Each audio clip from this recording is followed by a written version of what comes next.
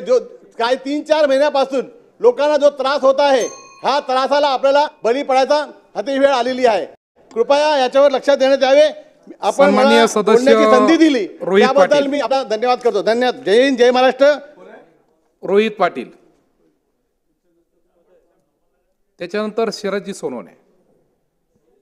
अध्यक्ष महोदय, आपण मला अंतिम आठवड्या प्रस्तावावरती बोलण्याची संधी दिली त्याबद्दल मी मनापासून आपलं आभार मानतो.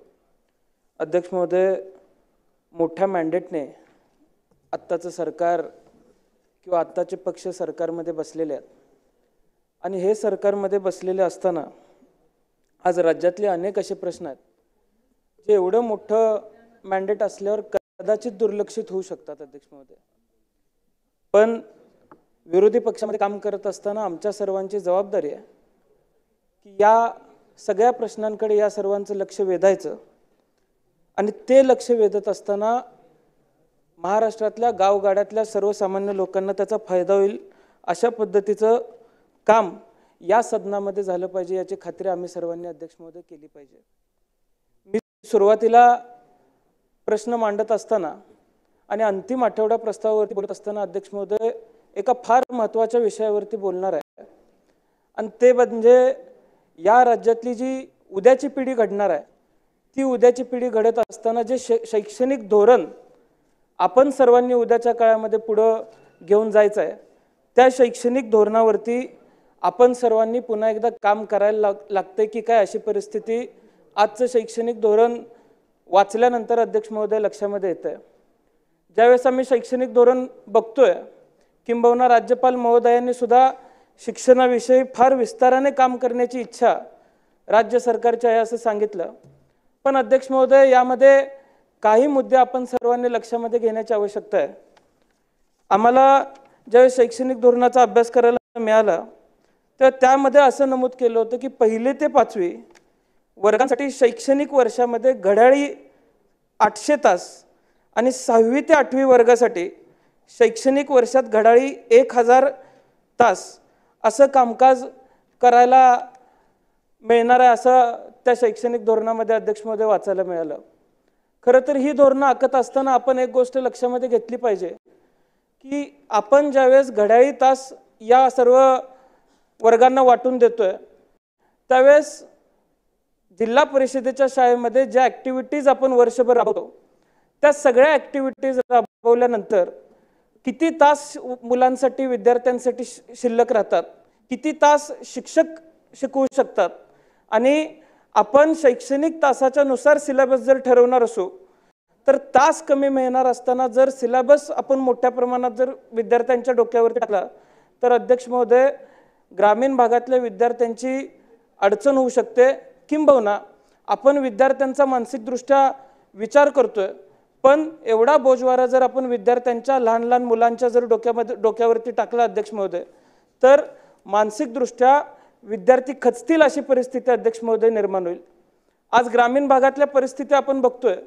इतका भार आपण टाकत असताना आज काही भागांमध्ये महाराष्ट्राच्या शाळा चांगल्या होणं अपेक्षित आहे.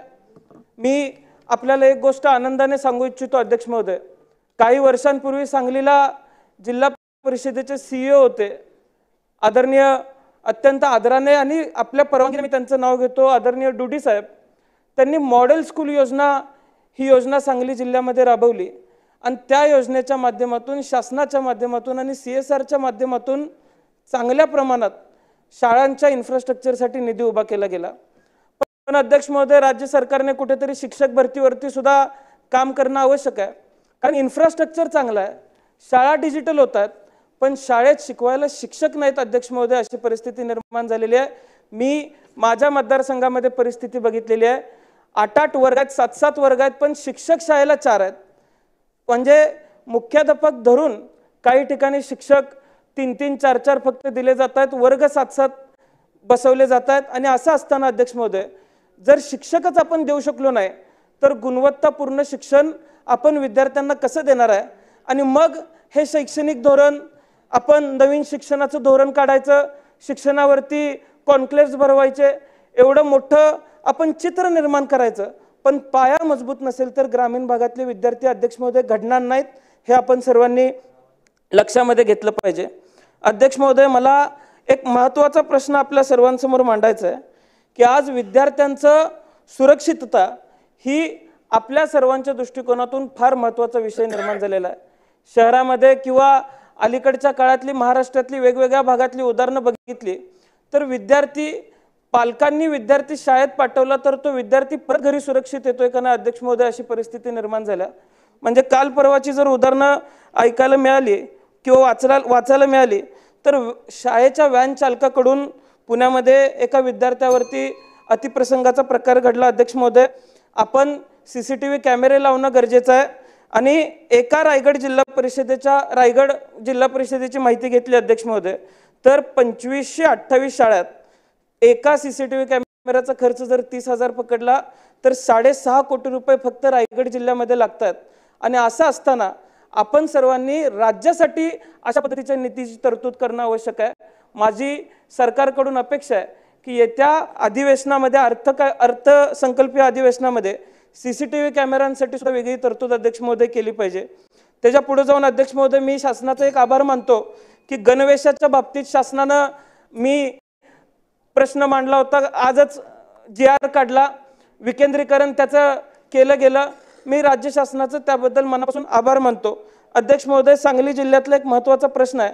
महात्मा गांधी वसतिगृह हे सांगली जिल्ह्यातलं जुनं वसतिगृह आहे. अध्यक्ष महोदय, त्या वसतिगृहामध्ये फार गरीब घरातली मुलं येतात. म्हणजे पार्श्वभूमी जर सांगायची म्हणलं तर माझ्या वडिलांचं वास्तव्य सुद्धा महात्मा गांधी वसतिगृहामध्ये अनेक वर्ष होतं. अध्यक्ष महोदय, त्या वसतिगृहाची जर आजची परिस्थिती बघितली तर वरच्या खपल्या पडतायत अशी परिस्थिती निर्माण आहे. आम्ही त्या काळातल्या पिढीतल्या लोकांकडून ऐकतो की आमचे डबे गावाकडून यायचे. मी काल परवा त्या विद्यार्थी वसतिगृहामध्ये गेलेलो असताना मला आटपाडी तालुक्यातली मुलं भेटली. आजही त्यांचे डबे त्यांच्या घरामधून येत आहेत. ती मुलं दिवसभर काम करतायत, रात्री अभ्यास करतायत, त्याच वसतिगृहात राहतात. राज्य शासनानं अर्थसंकल्पीय अधिवेशनामध्ये चांगल्या पद्धतीने निधी त्या वसतिगृहासाठी सुद्धा दिला पाहिजे. अध्यक्ष महोदय, आपल्या मुद्द्यावरती बोलत असताना आणखी एक मध्ये मला आपल्याशी बोलायचं आहे अंमली पदार्थांच्या बाबतीत. अनेक सदस्यांनी अंमली पदार्थांच्या बाबतीत या सदनामध्ये प्रश्न मांडला. अध्यक्ष महोदय, अंमली पदार्थ हा राज्यातला सध्याचा किती महत्त्वाचा विषय आहे आपण अध्यक्ष महोदय लक्षामध्ये घेण्याची आवश्यकता आहे. मी आपल्याला 1-2 उदाहरणं देतो. क्रिस्टल मेथ नावाची पावडर अलीकडच्या काळामध्ये आपल्या देशामध्ये मिळायला लागलेली आहे. पूर्वी अमेरिकेला, ऑस्ट्रेलियाला, फिलिपिन्सला ही पावडर मिळायची, पण अलीकडच्या काळामध्ये ग्रामीण भागात सुद्धा ही पावडर मिळायला लागलेली आहे. कंट्रोल ब्युरोच्या नुसार 2-3 कोटी रुपये पर किलो या पावडरची किंमत आहे. अध्यक्ष महोदय, नवी मुंबईमध्ये बाहेरच्या राज्यातून येणाऱ्या लोकांकडून याची विक्री केली जाते. धुळे जिल्ह्यातील भोयटे गावात अध्यक्ष महोदय अंमली पदार्थ विरोधी पथकाने कारवाई केली. 816 किलो अंमली पदार्थ सापडले. 5.5 कोटी रुपये याची किंमत होती. त्यामुळे अध्यक्ष महोदय, माझी आपल्याला विनंती आहे, आज ग्रामीण भागातल्या साध्या टपऱ्यांवरती सुद्धा अशा पद्धतीचे अंमली पदार्थ मिळायला लागलेले आहेत. आपण आपल्या अधिकाराखाली राज्य शासनाच्या अखत्यारीत असलेल्या गृह खात्याला आदेश द्यावेत आणि ग्रामीण भागामध्ये अशा पद्धतीचे अंमली पदार्थ मिळत असतील तर त्या संदर्भातल्या पोलिसांना आपण सक्त कारवाई करण्याचे आदेश द्यावेत अध्यक्ष महोदय. अन्यथा येणारी पिढी ही चुकीच्या दिशेने जाईल. यशवंतराव चव्हाण साहेब म्हणायचे, नव्या पिढीला गती असते, पण त्या गतीला जर योग्य दिशा असेल तरच त्या गतीला महत्त्व आहे. त्यामुळं देशाला, राज्याला जर चांगल्या दिशेने न्यायचं असेल तर योग्य गती असलेले तरुण पिढी आपल्याकडे आहे. त्या तरुण पिढीला चांगल्या दिशेने अध्यक्ष महोदय नेऊया, एवढीच विनंती या संपूर्ण सदनाला मी आज या ठिकाणी करतो अध्यक्ष महोदय. आणि आपण मला परवानगी दिली त्याबद्दल मी मनापासून आपले आभार मानतो. अंतिम आठवडा